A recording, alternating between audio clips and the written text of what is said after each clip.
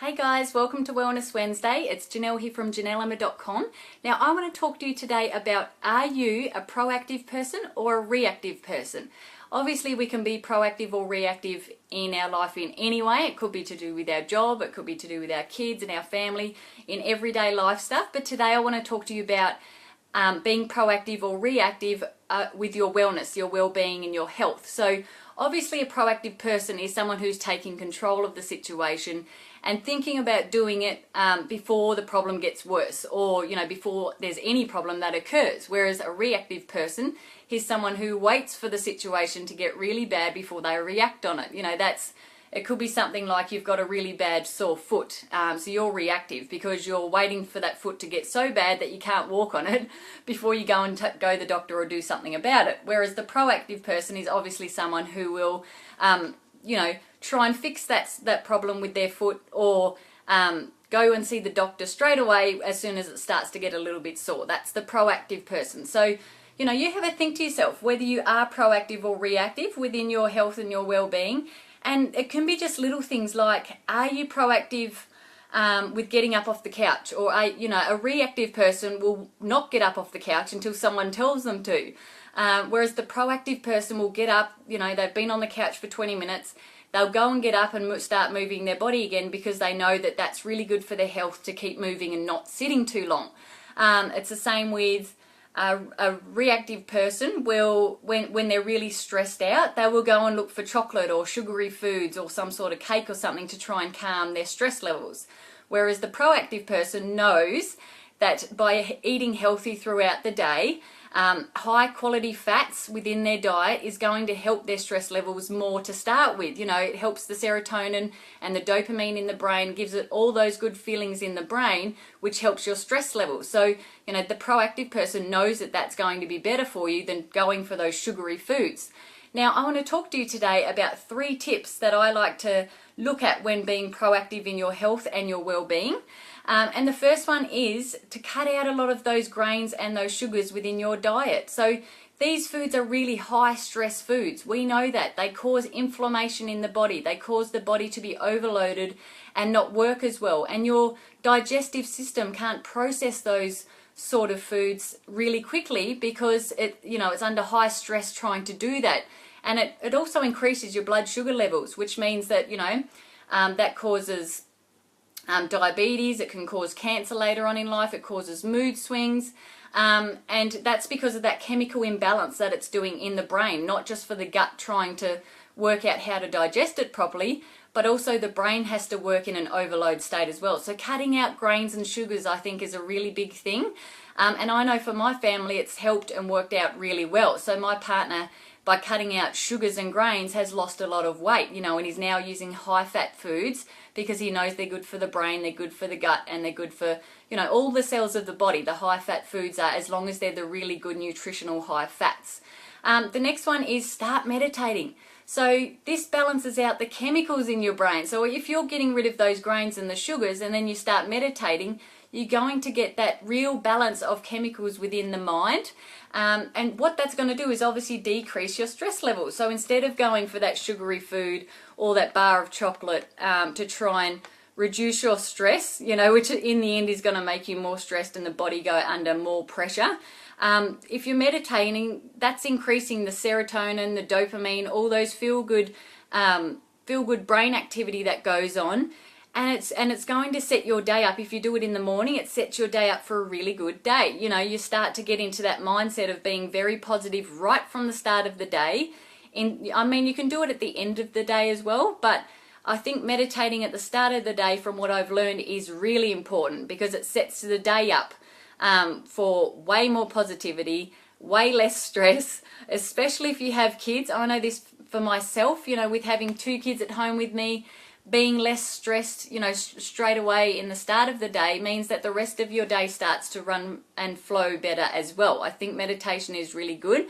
And my girls actually love it too. We were meditating this morning in my bed and Sienna nearly went to sleep. That's how much she loves it, and I know that it's good for their brain and obviously for my brain and all of our stress levels, and just putting yourself in that more frame of mind, that better mindset, for the rest of the day. And, you don't have to do meditation every day. It can just be, every second day, 3 times a week, something that works for you and for your household. So have a think about meditating, because I know that that is a proactive thing that will work within your mindset to make you more positive and have a better outlook on life, I promise you. Now, the third one I wanted to speak to you about was exercise, playing and stretching. So we know that exercise is amazing for us, and being proactive within your health or your well-being, you're the type of person that would want to exercise because you know how good it is for your joints and your heart and cardiovascular, all that sort of stuff. So exercise doesn't have to be really strenuous. Obviously, you get more benefit out of that if you're doing those high intensity workouts and, you know, maybe doing them once or twice a week. But even just going for a walk with your family, walking the dog, playing outside with your kids, kicking the ball around, having a roll around on the grass or playing chasing with your kids, you know, that sort of stuff is all still exercise, and it's fun exercise that your family can all do together. Even just going to the park and you know, you don't just push your kids on the swing, get on there yourself, get up and climb up and down all the different things that they have at the park and make it an exercise for all of you. So, you know, that's being the proactive person. You've got that proactive mindset about exercise and about play, you know, good quality play with your kids. That's really going to help you within your, you know, the cardiovascular and joints and you know, better health, better sleep and all that sort of stuff, which comes from doing good exercise every single day. And stretching as well. You know, we know that stretching is great. This is where yoga and Pilates can come into it. If you're someone that likes to do those sorts of classes, that's you know, being proactive with your health is looking at the stretching side of it as well, especially as you get older. You know, things like to sort of tense up a bit more the older we get. So I think that, you know, stretching is really important for our health. And you get to the age like, I suppose you say, you know, in your 50s and 60s and they can't even touch their toes anymore. So why not just get up in the morning and make it a point to try and touch your toes every single day, you know, and you'll get better and better at it as you go along. Or get your kids and yourself out there on the grass and do some sort of fun stretching exercise for your family. This is proactive stuff that can help you in your day-to-day life and, you know, reduce your stress levels and reduce the that bad negative mindset within your family. You know, I think this is stuff that we can do every day for our family, not just for ourselves. So being more proactive is going to help you with that.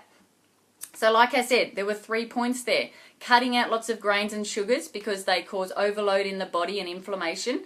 Start meditating because I know that that will create a positive mindset for the rest of the day.